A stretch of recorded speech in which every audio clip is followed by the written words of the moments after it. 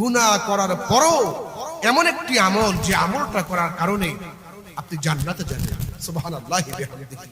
রাসূল করিম সাল্লাল্লাহু আলাইহি ওয়াসাল্লাম একদা বসে আছে, একজন মহিলা হুজুরের কাছে এসে সালাম দিলেন, হুজুর আমি জিনা করেছি, আপনি আমার উপর শরীয়তের বিচার করুন।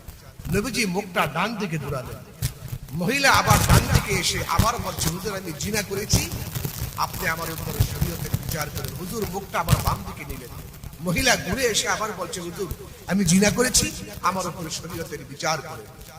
এই হাদিসটা কোথায় আছে? এই হাদিসটা বুখারী শরীফের ৮ম খণ্ড, বুখারী শরীফের ৮ম খণ্ড ৬৮১৪ নাম্বার হাদিস। সুবহানাল্লাহ।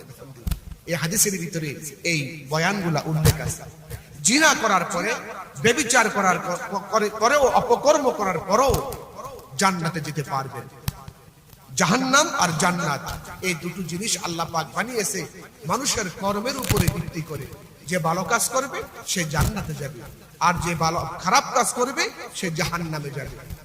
জিনা করার পরও জান্নাতে যাবে, জাহান্নামের ভয়ে এই মানুষটা কাঁদতে কাঁদতে হুজুরের কাছে এসেছে, হুজুর আমি জিনা করেছি, আমার উপর শরীয়তের বিচার করেন। জাহান্নাম অত্যন্ত কঠিন জায়গা, মারাত্মক জায়গা, যে জাহান্নামে মানুষকে ফেলে দেওয়ার পরে শরীরের চামড়া জ্বলে পুড়ে ছাই হয়ে যায়। নাউযুবিল্লাহি মিন যালিক।